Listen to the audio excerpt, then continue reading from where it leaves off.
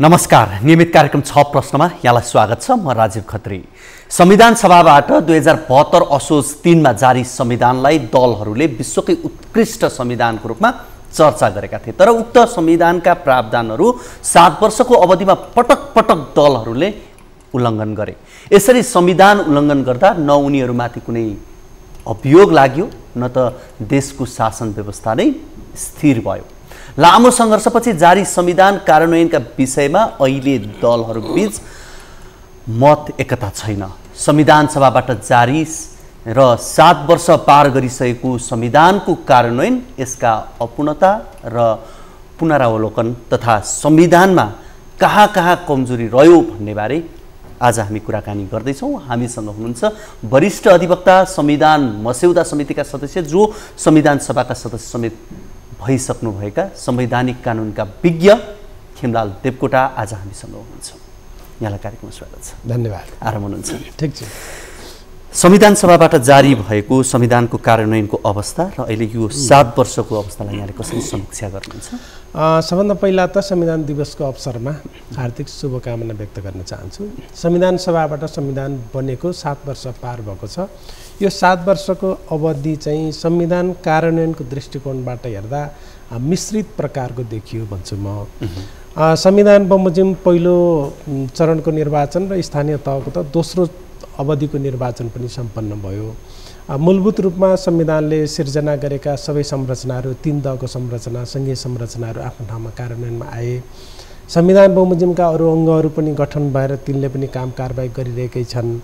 संविधानले अभिव्यक्त गरेका मौलिक हकका विषयवस्तुहरूका कार्यान्वयन गर्नका निम्ति आवश्यक कानुनहरू बनेका छन्। यस हिसाबले हेर्दाखेरि संविधानले गणतन्त्र, सङ्घीयता, धर्मनिरपेक्षता, समावेशिता यी महत्त्वपूर्ण उपलब्धिहरूलाई संस्थागत गरेको थियो। ती संस्थागत गरेको परिणाम व्यवहारमा देखिएको छ भन्नुपर्छ। सकारात्मक टिप्पणी यो हो। अब यसको चाहिँ अपुग पाटो भनेको चाहिँ के हो भने, हामीले संविधान सङ्घीय गणतन्त्र नेपालको संविधान बनायो, राज्य संरचना सङ्घीय बनायो। तर त्यो सँगसँगै अदालतलाई, न्यायपालिकालाई हामीले एकात्मक राख्यौँ। मुलुक सञ्चालन गर्ने दलहरूलाई हामीले सङ्घीय बनाउन सकिनौँ। सँगसँगै 3 तहको संरचनाका बिचमा अधिकारको सूचीमा तोकिएका अधिकारहरू कार्यान्वयन गर्ने उपयुक्त वातावरण सिर्जना गर्न सकिनौँ। र सँगसँगै 3 तहका बिचमा चाहिँ आवश्यक समन्वय गर्ने कुरामा बिल्कुल कमी कमजोरी रह्यो। यी चाहिँ नकारात्मक पक्ष हुन्, यी अपुग पक्ष हुन्।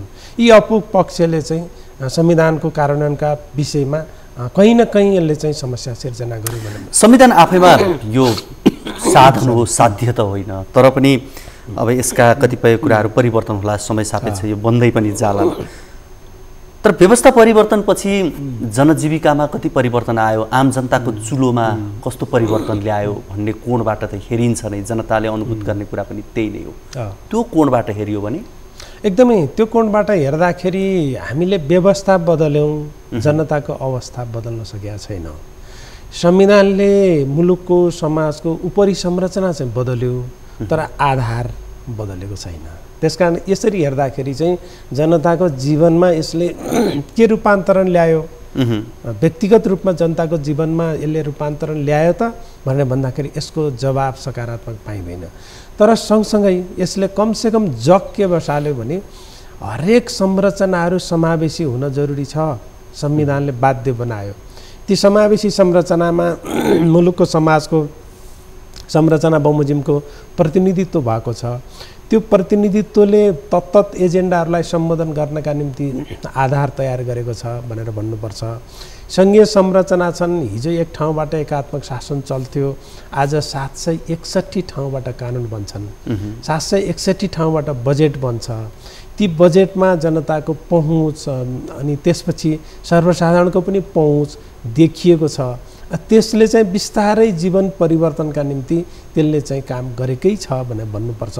तर यसको अर्थ तत्काल परिवर्तन के भयो भनेर तत्काल नदेखिए पनि यसको जग बसेको छ, यसको परिणाम चाहिँ देखिने अवस्थामा छ। यति हुँदाहुँदै पनि तपाईँको यो प्रश्नमा मेरो भनाइ के हो भने, जनताको जीवन परिवर्तन गर्ने कुरामा जुन अपेक्षा गरिएको थियो तदनुकूलको अपेक्षा त पुरा भएन, तर आधार तयार गर्ने काम चाहिँ भएको छ भन्ने मलाई लाग्छ। समावेशिताका कुरा गर्दा एउटा राम्रो अवस्था बन्यो होला, उर्वर बन्यो होला, तर त्यसैको छिद्र प्रयोग गरेर आज पनि महिलाका कुरा आए भनेदेखि प्रधानमन्त्री पत्नी आरजू देउवाको प्राथमिकता हुन्छ, मधेसीका कुरा आए भने विनोद चौधरीका कुराहरू आउँछन्। त्यो छिद्र प्रयोग गरेर त्यो जुन तोकिएको वर्गलाई थियो तिनीहरूका लागि भनेर सुनिश्चित गरिएका ठाउँमा यी व्यक्तिहरू छिरिरहेका छन्। यसले पनि त राम्रो सन्देश त दिएको छैन नि। एकदम ठिक भन्नुभयो। संविधानको आशय त्यो थिएन। हामीले समावेशितालाई संविधानको एउटा महत्त्वपूर्ण पिलरको रूपमा राखिरहँदाखेरि हिजो समावेश हुन नसकेकाहरू, हिजो पहुँचभन्दा बाहिर रहेकाहरू, उनको राज्य संरचनामा पहुँचको ग्यारेन्टी गर्नुपर्छ भन्ने हिसाबले त्यो व्यवस्था गरिएको थियो। त्यसकारण यसलाई चाहिँ यसो भन्नु पर्ला, संविधानको दोष होइन, संविधान कार्यान्वयनको दोष हो। त्यसकारण कार्यान्वयनको दोषलाई देखाएर संविधानको दोष भन्नु भएन। कार्यान्वयन गर्नेहरूले यो विषयवस्तुलाई गम्भीरतापूर्वक हेर्नुपर्छ भन्ने मलाई लाग्छ। संविधान निर्माण हुँदै गर्दा अब देशमा राजनीतिक स्थिरता हुन्छ भनिएको थियो, तर अवस्था त्यस्तो देखिएन। संविधानपछि स्थिरता हुन नसक्नुको कारण यो पनि कार्यान्वयनमै लगेर हामीले दोष दिने कहीँ कमजोरी चाहिँ रह्यो भनेर भन्नु। यसको दुईटा कुरा हो। यो संविधान हामीले चाहिँ कम्प्रोमाइजको संविधान हो। हामीले सम्झौता गरेर संविधान बनाएका हौँ। त्यो सम्झौता गर्दाखेरि हामीले निर्वाचन प्रणालीमा सम्झौता गऱ्यौँ, पूर्ण समानुपातिक बनाउन सकिनौँ। त्यो नसक्नुको परिणाम हामीले मिश्रित निर्वाचन प्रणाली बनायौँ। मिश्रित निर्वाचन प्रणाली हुँदासम्म एकल बहुमतको सरकार, एउटा पार्टीको बहुमत आउन सक्ने अवस्था देखिएन। नदेखिएपछि मिलिजुली सरकार बन्नै पर्ने भयो। मिलिजुली सरकार बन्दाखेरि दुईटा पार्टीको एउटा सरकार बन्दाखेरि त्यो पार्टीहरू बिचमा एकमत नहुने, पछि पार्टी एकीकरण भएपछि पनि त्यो एकीकरण भएको पार्टी पनि एक हुन सकेन, पार्टी फुट्यो। त्यसकारण यसले चाहिँ समस्या सिर्जना गर्यो। मूलभूत रूपमा यो संविधानले सिर्जना गरेको समस्या भनेको अस्थिरतालाई अन्त गर्छ भनिएको थियो। अस्थिरतालाई अन्त गर्न निर्वाचन प्रणालीका कारणले नसक्ने भयो। अब निर्वाचन प्रणाली र शासकीय स्वरूपमा रूपान्तरण र परिवर्तन गर्नुपर्छ भन्ने कुरा यो 7 वर्षको अनुभवले देखायो भन्ने मलाई लाग्छ। दुईटै नजिकको बहुमतको सरकार पनि भएकै हो, गठन भएकै हो, तर 3 वर्ष पुग्दा नपुग्दै त धर्मराउने अवस्था भयो।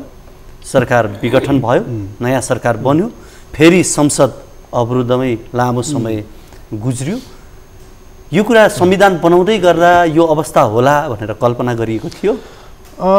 कमसेकम मिश्रित निर्वाचन प्रणाली भयो भने यसले चाहिँ एकल बहुमत आउँदैन भन्ने कुरा त पहिल्यै भिजुअलाइज गरिएकै थियो। तर गर्दा गर्दै पनि बाध्यता के थियो भने कम्प्रोमाइज नगरिकन संविधान बन्दैन थियो। सम्झौता गरियो, संविधान बनाइयो। त्यो बाध्यतालाई दलहरूले बुझेर नै पार्टीहरूले, दुईटा पार्टीले चाहिँ अब कोलिसन गरेर चुनाव लडौँ भनेर कोलिसन गरेर चुनाव पनि लडे, पार्टी एकता पनि गरे। तर त्यो पार्टी एकताले पूर्णता प्राप्त गर्न नपाउँदै पार्टी छुट्टियो अथवा त्यसमा सर्वोच्च अदालत प्रवेश गर्यो। थुप्रै कुरा षड्यन्त्रहरू भए। त्यसकारण आखिर 2/3 बहुमत नजिकको पार्टी भनिए पनि त्यो एउटा पार्टी थिएन रहेछ। त्यो पार्टी दुईटै पार्टी रहेछ। दुईटा पार्टी भएका कारणले गर्दाखेरि, दुईटा पार्टीका दुईटा प्राथमिकता भएका कारणले गर्दाखेरि यसले स्थिरता दिन सकेन। त्यो कुरा चाहिँ साँचो हो। फेरि पनि प्री पोल कोलिसन या पोस्ट पोल कोलिसन, निर्वाचनभन्दा अगाडि कोलिसन गर्ने त्यसो हो या निर्वाचन पछि चाहिँ कोलिसन गभर्मेन्ट बनाउने, दुईटा अप्सन मध्ये एउटा रोज्नुपर्ने अवस्था रह्यो नै। तर रोज्न पनि रोजे दलहरूले, अहिले पनि रोजिराखेका छन्। तर समस्या के बन्यो भने कोलिसन कल्चर त हामीसँग छैन, सहकार्य गर्ने कल्चर छैन। त्यो संस्कृतिको अभावमा गरिएको कोलिसन, न निर्वाचन अगाडि कोलिसन गरेर कोलिसन टाइट हुन सक्यो, न निर्वाचन पछाडि निर्वाचन परिणाम प्राप्त भएपछि हुने कोलिसन टाइट हुन सक्छ। त्यसले अपेक्षित परिणाम चाहिँ दिन सक्दैन। तर यसबाट लेसन सिकेर दलहरूले के गर्नु जरुरी छ भने कोलिसन कल्चर अनिवार्य भयो, कोलिसन अनिवार्य भयो, त्यसका निम्ति कल्चर अनिवार्य भयो। हाम्रा कल्चरहरूमा सुधार ल्याउन जरुरी छ भन्ने शिक्षा चाहिँ दलहरूले लिनु जरुरी छ। यसो गरियो भने अहिलेकै निर्वाचन प्रणालीबाट पनि सापेक्षित स्थिरता ल्याउन सकिएला, अन्यथा स्थिरताका निम्ति हामीले फेरि पनि पुनर्विचार गर्नुपर्छ निर्वाचन प्रणालीमा भन्ने लाग्छ। लामो समयदेखि भनौँ अझ राजतन्त्रदेखि गणतन्त्रसम्म आइपुग्दाखेरि एउटै व्यक्तिहरू नेतृत्वमा बसेको देखिन्छ। तपाईँले भनेको कल्चर विशेष गरी एउटा भनाइ पनि छ, नेचर कल्चर र सिग्नेचर परिवर्तन गर्न त्यति सजिलो छैन रे। त्यस कारणले यिनीहरू यो तीनवटा परिवर्तन गर्ने अवस्थामा त्यो परिवर्तन हुनुपर्छ। जनता अगाडि बढिसके, अब हामी पछि होइन जनताभन्दा अगाडि हुनुपर्छ नेतृत्व भन्ने कुरा यिनीहरूले बुझ्न नसकेको हो कि भन्ने जस्तो अवस्था चाहिँ देखियो। राजनीतिक नेतृत्वमा एउटा अचम्मको चाहिँ चलन के चल्यो भने हाम्रो संस्कार पद भएपछि त्यो पदले त्यहाँ पैसा पनि माग्ने भयो, प्रेस्टिज पनि माग्ने भयो, पावर पनि माग्ने भयो, केन्द्रित गर्ने भयो। त्यसकारण पदको वरिपरि यी तीनटा पी चाहिँ केन्द्रित हुने हुँदा पद बिना मान्छे बाँच्न नसक्ने भयो, पद छोड्न नचाहने भए। हाम्रो नेतृत्वमा देखिएको एउटा ठुलो समस्या यही हो। त्यसकारण पद छोड्न नहुने भइसकेपछि, किनभने पदले ती तीनटा चिजको माग गर्छ, त्यसो हुने बित्तिकै त्यसले के बनाइदियो भने 48 सालदेखि लगातार चुनाव जितेका नेताहरू अहिले पनि चुनावी मैदानमै हुनुहुन्छ। किनभने उहाँहरूलाई त्यो पद छोड्नु छैन, किनभने पद छोड्ने बित्तिकै आफ्नो नेतृत्व क्षमता, शक्ति अनि पैसा, प्रेस्टिज यो सबै चिज जान्छ भन्ने कुरा चाहिँ उहाँहरूलाई भित्रदेखि हैक्का छ। त्यसकारण हो यो कल्चरले पनि समस्या बनाएको भन्ने मलाई लाग्छ। दोस्रो, यो समस्याले के बनायो भने भावी पुस्ता, युवा पुस्ताले आफ्नो स्पेस देख्दैन। त्यो पोलिटिकल पार्टीमा आफ्नो स्पेस नदेख्ने भएका कारणले अहिले केही नगरपालिकाका निर्वाचनहरूमा स्वतन्त्रहरूको चाहिँ माहौल देखिन थाल्यो, युवाहरू देखिन थाले। यसले नकारात्मक हिसाबले या सकारात्मक हिसाबले दलहरूले शिक्षा लिन सकेनन् भने फेरि यो दलहरूको डिजेनेरेसन, राजनीतिको डिजेनेरेसन, राजनीतिप्रतिको मान्छेको वितृष्णा यो चाहिँ स्वाभाविक रूपमा चाहिँ बढेर जान्छ। यो चाहिँ नेपालको राजनीतिको निम्ति राम्रो होइन भन्ने मलाई लाग्दछ। यदि त्यसो हो भनेदेखि पछिल्लो समय जुन अवस्था देखिएको छ, वैकल्पिक शक्ति पनि क्षयकरण हुँदै गएको छ, त्यो विश्वास कम देखायो भनिएको भनौँ, जसले वैकल्पिक आफूलाई भनेर भने स्वतन्त्र व्यक्तिहरू उम्मेदवारी भक्काभक्की दिइरहेका छन्। स्वतन्त्रको पनि केही मलिलो देखियो माटो पछिल्लो समय नेपालमा हेर्दा। तर लोकतन्त्रमा दलको विकल्प दल नै हुनुपर्ने, व्यक्ति त हुन सक्दैन। तर यो अवस्थाले दिनानुदिन संविधान पनि कमजोर बन्ने, दलहरू पनि कमजोर बन्ने हो भने कुनै तानाशाहको जन्म भयो हुन्छ भन्ने अवस्था रहन्छ कि रहँदैन? स्वाभाविक रूपमा नेपालमा वैकल्पिक राजनीतिको उर्वर भूमि नेपालमा वैकल्पिक राजनीतिको उर्वर भूमि हो नै। किनभने लामो समयदेखि आइरहेका पार्टीहरू, परम्परागत पार्टीहरू जस्ताको तस्तै चाहिँ तिनले मुलुक हाँक्न सक्दैनथे, समाज हाँक्न सक्दैनथे। तिनको विकल्प खोज्नु नै थियो, समाजले खोजेको थियो, जनताले खोजेको थियो, नयाँ टेस्ट खोजेको थियो। त्यसकारण वैकल्पिक राजनीतिको स्पेस थियो नै। तर त्यो वैकल्पिक राजनीति पनि वैकल्पिक हुन सकेन। ऊ पनि त्यही पद, पावर, प्रेस्टिज, पैसा त्यसैमा केन्द्रित हुन थालेर त्यसले परम्परागत पार्टीहरूसँगै त्यही ढङ्गले नै कम्पिटिसन गर्न थाल्यो। त्यसकारण त्यो अवस्था, त्यो चाहिँ वैकल्पिक राजनीति भन्नेहरू धराशायी भए। सँगसँगै स्वतन्त्रको क्रेज अलिकति बढेको थियो। अलिकति के क्रेज बढेको थियो, स्वतन्त्र पार्टी भनिसकेपछि फेरि त्यो स्वतन्त्रले पनि आफ्नो स्पेस अलि लामो समयसम्म जमाउनै सकेन, जमाउन सक्ने सम्भावना पनि देखिएन। त्यसो भएको हुनाले फेरि पनि यो दलहरूले नै तपाईँले भने जस्तो दलको विकल्प दल नै हो। दलको विकल्प स्वतन्त्र या व्यक्ति या कुनै चाहिँ करिस्मेटिक व्यक्तित्व त्यसले काम गर्दो रहेछ, दलै चाहिँदो रहेछ। त्यसकारण यसले शिक्षा के दियो भने भइरहेका दलहरूले वैकल्पिक स्पेस कहाँनिर हो त्यो दलहरूले आफैलाई वैकल्पिक बनाउन जरुरी छ। स्वतन्त्रहरूको स्पेस कहाँनिर हो दलहरूले त्यस्तै स्वतन्त्रहरूको स्पेस पनि दलहरूले नै विकास गरेर लिन जरुरी छ। यसो नगर्ने हो भने दलहरू फेरि पनि असान्दर्भिक हुने अथवा दलको नेतृत्व असान्दर्भिक हुने, नेतृत्वलाई अरू नयाँ पुस्ताले चाहिँ विस्थापित गर्दै जाने अथवा नेतृत्वका निर्णयहरू कार्यान्वयन नहुने, नेतृत्वको जुन चाहिँ ओज हो, गरिमा हो त्यो चाहिँ घट्दै जाने, आखिर नेता मात्रै भइरहने, नेतृत्व गर्न नसक्ने त्यस्तो ठाउँमा पुग्ने सम्भावना देखिन्छ। त्यसकारण आजको यो समीक्षाले दलहरूले चाहिँ गम्भीरतापूर्वक विचार के गर्न जरुरी छ भने यो अहिले जुन ढङ्गले देश चलिरहेको छ यो जनताको अपेक्षा होइन। जुन ढङ्गले संविधान चलाइएको छ यो ढङ्गको अपेक्षा संविधानले गरिएको थिएन। जुन ढङ्गले राजनीतिक नेतृत्व र राजनीति सञ्चालन गरिएको छ यो ढङ्गको पनि यो नेपाली परिवर्तित समाजको अपेक्षा होइन भन्ने कुरा, यति तीनटा कुरा चाहिँ गम्भीरतापूर्वक मनन गरिदिने हो भने समाजले खोजेको अपेक्षा के हो, समाजले अपेक्षा गरेको कुरा के हो भन्नेतर्फ केन्द्रित हुने हो भने अनि बल्ल समाजको अपेक्षा, मुलुकको अपेक्षा, भावी पुस्ताको अपेक्षा पुरा गर्न सकिन्छ भन्ने मलाई लाग्छ। हस्, हामी यो कुराकानीलाई निरन्तरता दिनेछौँ। कार्यक्रममा यति बेला भने पालो भएको छ छोटो ब्रेकको।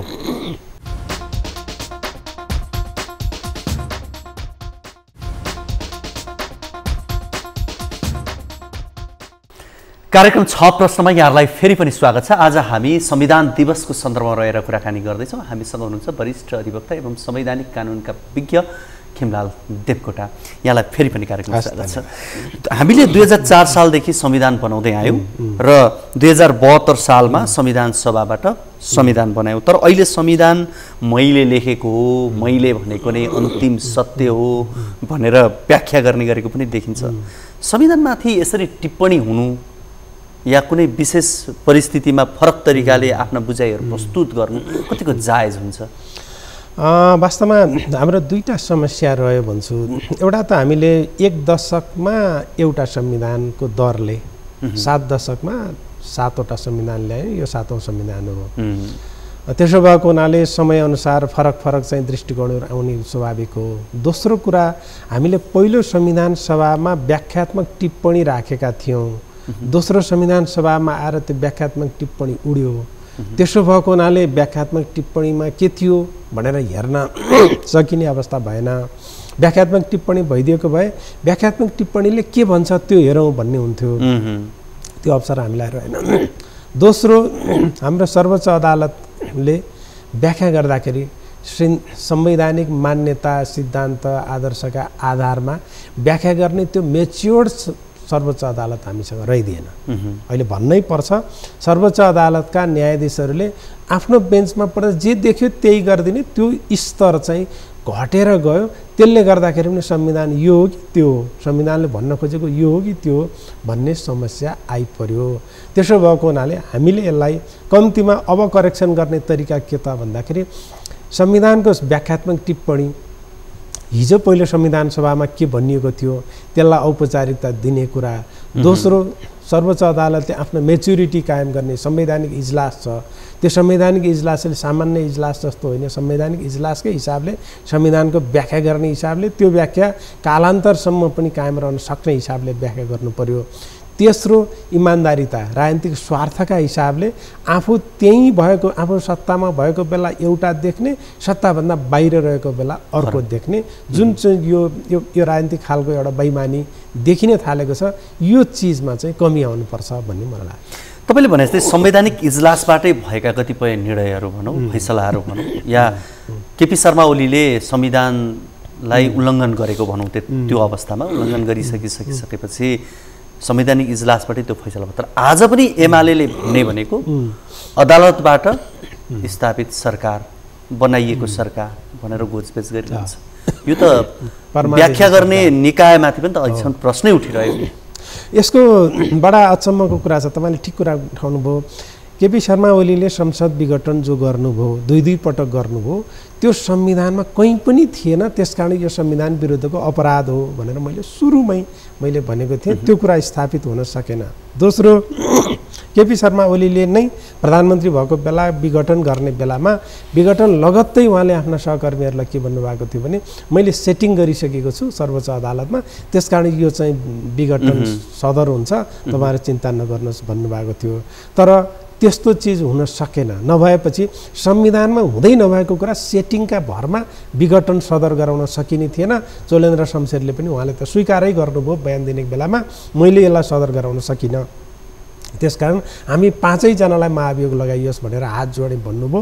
दोस्रो कुरा चाहिँ यो, जुन कुरा सेटिङ अन्तर्गत संविधानलाई चाहिँ डिरेल गर्न खोजेको थियो त्यो चिज प्राप्त हुन सकेन। नसकेका कारण र परिणामले अनि उहाँ चाहिँ आफ्नो सेटिङलाई स्थापित गर्नका निम्ति अहिले पनि यो संवैधानिक इजलासको फैसला, जुन फैसलाले संसद विघटन हुन सक्दैन भन्ने कुरालाई नै स्थापित गरेको थियो।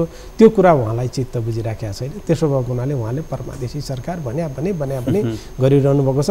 मलाई त अनौठो के लाग्यो भने यदि त्यो ठाउँमा नैतिकता भएको मान्छे हुन्थ्यो भने आफूले दुई पटक विघटन गरेको संसदमा गएर फेरि संसद अवरुद्ध गर्ने होइन, राजीनामा दिनु पर्थ्यो। कम्तीमा मेरो कुरा स्ट्यान्ड गरेन भनेपछि म राजीनामा दिएर संसदबाट बाहिर जान्छु, संसद विघटनको चाहिँ जिम्मा म लिन्छु भनेर जानु पर्थ्यो। त्यसो पनि गर्न सक्नु भएन। त्यसो भने संविधान उल्लङ्घन गर्नेहरू सजायको भागीदार नहुने हुनु नपर्ने, सामान्य कानुन उल्लङ्घन गरेको मानिस चाहिँ सजाय पाउँछ। यसरी संविधान बलियो हुन्छ त्यसो एकदमै। त्यो हामी कहाँ राजनीतिक संस्कार चाहिँ मेच्योर्ड भएन भनेकै यो हो। संविधानलाई आफ्नो स्वार्थको हिसाबले, स्वार्थको पुलिन्दा बनाउने होइन, स्वार्थको हिसाबले व्याख्या गर्ने पनि होइन। अनि संविधान अन्तर्गत शक्ति पृथकीकरणको सिद्धान्त बमोजिम बनेका निकायहरू, अदालतहरूलाई आफ्नो अनुकूल सेटिङमा फैसला गराउने चाहिँ प्रयत्न गर्नु पनि हुँदैन। यो प्रयत्न गर्ने कुरा आफैमा चाहिँ यो संविधान विरुद्धको अपराध हुन्थ्यो। त्यसो भएको हुनाले विकसित मुलुकमा हुने हो भने संविधान विरुद्धको अपराधमा सजाय हुन्थ्यो। तर हामी कहाँ चाहिँ कानुन उल्लङ्घन गर्नेलाई, कानुन मात्रै होइन आचार संहिता उल्लङ्घन गर्नेले सजाय भोगिराखेका छ, सर्कुलर उल्लङ्घन गर्नेहरूले सजाय भोगिराखेका छन्। तर संविधान उल्लङ्घन गर्नेहरू छाती खोलेर बसिराखेका छन्। यो अवस्थाको चाहिँ निरन्तरता भावी दिनले खोजेको होइन भन्ने मलाई लाग्छ। संविधान जारी भएपछिको पहिलो प्रतिनिधि सभाको कार्यकाल हिजोको गए राति भनौँबाट सकिएको छ। 884 जना सांसदहरूले देशले पाल्नु परेको छ। तर सांसदहरूको भूमिका कस्तो रह्यो भन्दा आज प्रश्न धेरै उठेको छ। उनीहरू सीमित नेताहरूले जता भनौँ त्यतै जाने बाहेक केही गर्न सकेनन् भन्ने आरोप यति बेला लागिरहेको अवस्था हो। र अझ भन्ने हो भने प्रदेशको सन्दर्भमा त झन् ठुलो प्रश्न उठेको देखिन्छ। यति बेला प्रदेश चाहिँदैन, खारेज हुनुपर्छ भन्ने सम्बन्धका पनि कुरा उठ्न थालिसकेका छन्। हामी कार्यक्रमको अन्त्यमा पनि छौँ। तपाईँले यी कुराहरूलाई कसरी अनुभूत गर्नुभएको छ? वास्तवमा हामीले संविधान निर्माण गर्दाखेरि 850 जना सांसद भनेर भनिएकै थिएन। त्यो बेला एकदम यस्तो स्पिरिटका साथ बनिएको थियो।